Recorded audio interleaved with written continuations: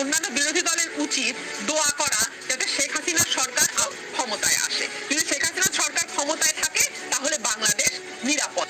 আমি কিন্তু বাংলাদেশে এখন আর নিরাপদ বোধ করি না। বিএনপি হিসাবে এখানে আসিনি, আমি কোনো দল রিপ্রেজেন্ট করছি না।